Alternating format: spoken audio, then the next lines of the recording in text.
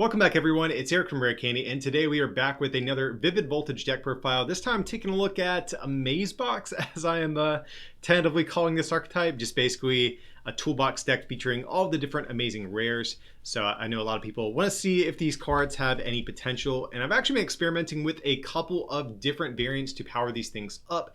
This I think is going to be one of the ones a lot of people might be wondering about, so I'm opting to sort of cover this one first.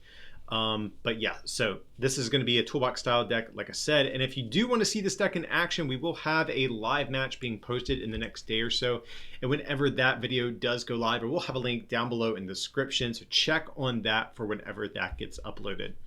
But getting into the actual deck that we have here, we have 4 copies of the new Jirachi. This is a new consistency boosting Jirachi, a little bit different than the Stellar Wish one, however. This one, its ability says, once during your turn, you may look at the top 2 cards of your deck, you pick one and put the other back. So it doesn't dig quite as deep as something like Stellar Wish, but the upside is you get any card you want, and you also have knowledge of what your next card is going to be, so sometimes that can also be useful. And one of the things I like about this, it does not go to sleep, so that means we can abuse cards like U-Turn Board, Air Balloon, etc., and be able to freely retreat these Jirachis, much like the Stellar Wish ones in the pre-rotation format last year when we still had Escape Board. But we're also playing Jirachi partly for this attack, for an insane psychic fighting metal. As clunky as that seems, you get to search your deck for 7 energies and attach them to your Pokemon any way that you like. So if we are able to actually get this powered up, thanks to things like Turbo Patch, energy switches, etc., we can actually get our whole board basically powered up for the rest of the game. So this is actually a very powerful form of energy acceleration.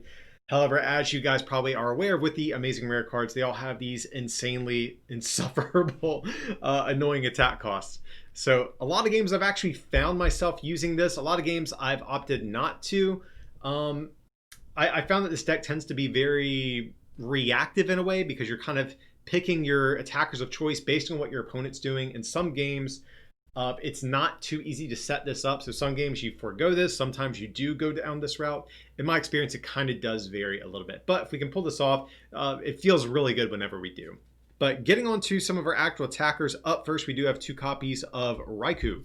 So Raikou is one of these new amazing rares, has only 1 attack here for a Grass Lightning Metal, does 120 and 120 to one of your opponent's bench Pokemon. So this is actually a pretty powerful spread attack that we have here.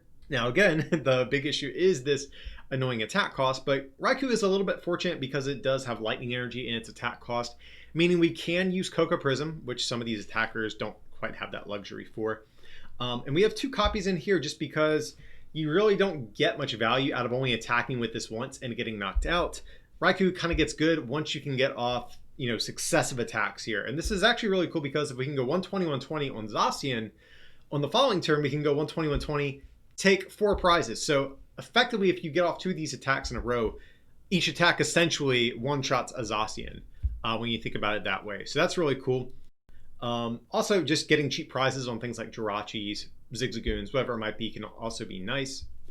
Up next from there, going kind of a different route, we do have 1 copy of Rayquaza. Rayquaza, instead of going the bench sort of slow damage route, is just opting to sort of nuke your opponent whenever they have something in the active. So its attack cost for Grass Lightning Fighting, you discard all the energy attached to Rayquaza and does 80 times the amount of each different basic energy that's attached to Rayquaza. So if we discard 4 energy, we're hitting 320, which is a great number considering we have Vmax is having on average around 320. Things like Eternatus do sort of inch out of that range a little bit, but by and large, this can nuke whatever you want. I mean, if you really want to, you can actually attach a 5th basic energy and, get a one-shot on Eternatus, but by and large, we're trying to discard usually on average 3, sometimes 4.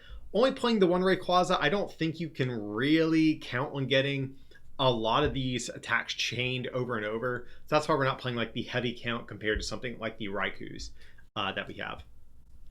Up next from there, we have 1 copy of Zacian. So Zacian here, it's a psychic type, meaning we can hit things like Mewtwo Mew for weakness, which is kind of cool. But its first attack for a colorless is 30, and you attach a basic energy from discard to this Pokemon. That's kind of cool if we do lead the game with this. Has kind of a nice little attack to help get it set up a little bit easier. And its second attack for Grass Psychic Metal is 150 plus 150 more, if your opponent has any Pokemon VMAX in play. So this is a very heavy hitting attack that we have here.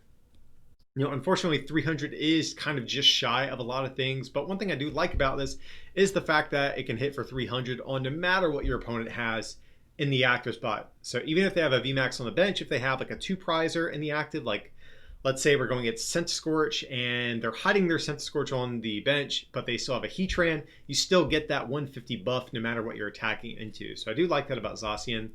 And similarly, for some other Vmax Hate, we have one copy of Zamazenta. Zamazenta has that first attack that Zacian has, just the 30 with the energy acceleration. But second attack for Lightning Fighting Metal does 180 and it prevents damage from Vmaxes to Zamazenta on your opponent's next turn. So this is definitely going to be more geared at nuking Zamazenta, or not Zamazenta, Eternus Vmax, since we are a fighting type, and we hit for 360 on it. So that's pretty cool. So we have some Vmax Hate in the form of both of these.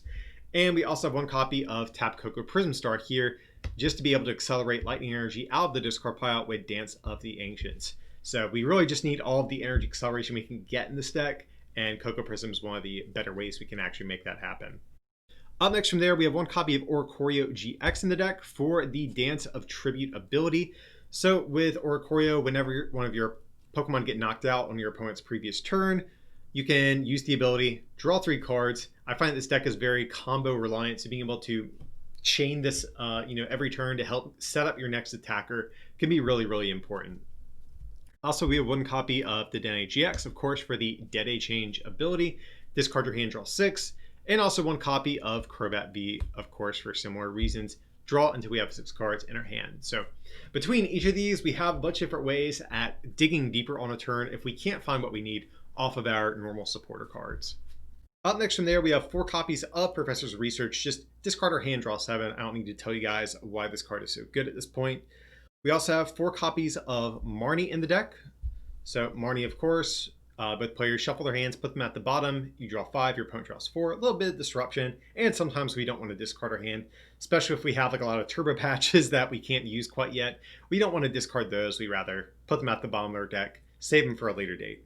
And up next from there, we have 2 copies of Bead to round out our supporter cards. So as you'll notice, no copies of Boss's Orders in this list. I do want to address that.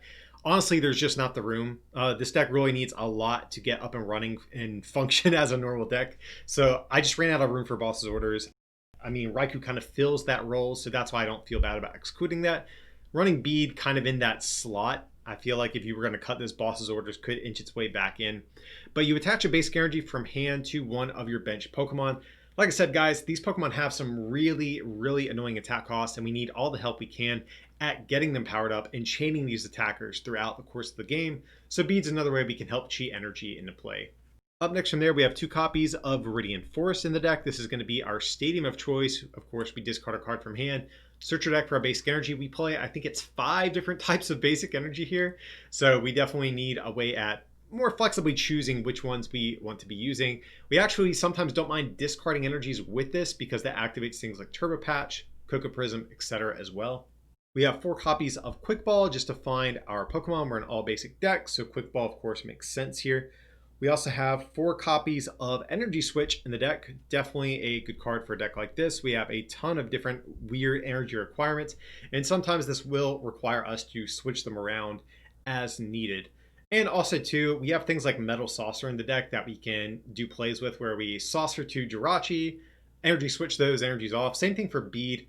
Since that also attaches to the bench, sometimes we want the energy on the active, and Energy Switch can allow us to more easily make that happen. Speaking of energy, we also have 4 copies of Turbo Patch, kind of as expected here. So Turbo Patch, of course, we flip a coin of heads, attach a basic energy from discard to one of our non-GX basic Pokemon. So yeah, guys, we definitely need a lot of help getting this deck set up. And this is one of the ways we can maybe help pull off that attack on Jirachi. Like ideally with Jirachi on turn 1, we want to just get an attachment down. And on turn 2, due to a Turbo Patch and another attachment, we can get this attack powered up and accelerate energy, have our board set up for the rest of the game. But we are still playing 2 copies of Metal Saucer in the deck as well, just because Jirachi can abuse Metal Saucer, and this is another way we can get Jirachi powered up a little bit quicker to get this attack pulled off. Of course, we accelerate Metal Energy from discard to this Pokemon. And even if we don't want to attack with Jirachi, there's a couple Pokemon in the deck that use Metal Energy, so we can always Energy Switch that away onto something else if we want to. Up next from there, we have 2 copies of Ordinary Rod in the deck. So Ordinary Rod, this is a card I actually started out with only 1 in the deck. And I quickly discovered how important 2 is. This deck, as you'll see, plays a ton of energy. And even though it does, you find yourself running out of the right type of energy very frequently because you have to play so few of each type to accommodate all the different types. You need to be able to shuffle those back in or re-accelerate them with Turbo Patch. So if you prize your Ordinary Rod or have to research it away early on or something like that, it can be really bad. So I really like the second one. And we don't play a whole lot of attackers, and Ordinary Rod allows us to reuse any of the attackers that we want to a little bit more flexibly. Up next, we have 2 copies of Air Balloon in the deck. So of course, this is going to reduce our retreat cost by 2. I would like to play U-turn board in this deck instead of Air Balloon, just to be able to better abuse it with Jirachi, but we do have some Pokemon with a 2 retreat cost in the deck, so we do need Air Balloon to make our board a little bit more mobile. But even still, I am playing 1 copy of U-turn board in here as well.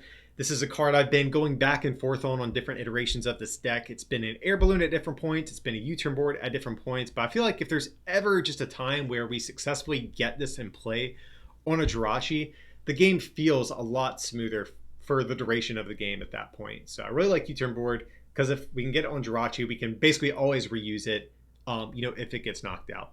So U-turn board, of course, only reduces our retreat cost by 1, but we get it back if it gets discarded from play. So that's why I do like the 1 copy in here. But guys, like I said, this could just become a 3rd Air Balloon if you do want to go down that route as well.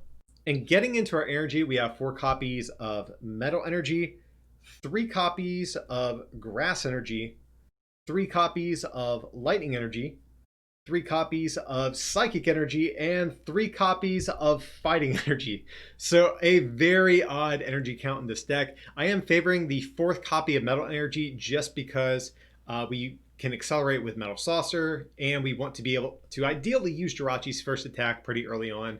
It also has utility on Zacian, Zamazenta, Raikou, even Rayquaza, even though it doesn't have Metal Energy in the attack cost, we can actually get Metal Energy on it as a 4th type to discard. So that's why I do like the extra copy in this case. So it's 16 energy, it's a good bit, but we do need a lot of energy just because a lot of times even when you're trying to set up your Jirachi play, by the time you've gone through enough of your deck to get this up and running, you've already gone through a lot of energy in your discard pile, so you need a good bit left over to still accelerate from deck at that point as well. So guys, this is going to be the Amaze Box deck, Amazing Rare deck. I don't know what you want to call this thing. I think Amaze Box is kind of a cute name for this thing. And just in general, I think there's a lot of different ways to go with these Amazing Rares. I'm working on a few other different lists that are trying to abuse the Amazing Rares, but I'll just start with this one, like I said, just because this is like the designated Amazing Rare deck. I think a lot of people are curious to see if this has any potential. So like I said, once the live match showing this deck in action gets uploaded, we'll have a link down below in the description so you can see how this deck does for yourself. But I hope you guys did enjoy this content today. Of course, if you did, smack that like button, subscribe to the channel, and if you can, consider supporting this channel as well by becoming a patron over at patreon.com/rarecandytcg or by picking up some merch from our online store at rarecandytcg.com. It would mean a lot. But as always, thanks so much for watching, and we'll see you next time.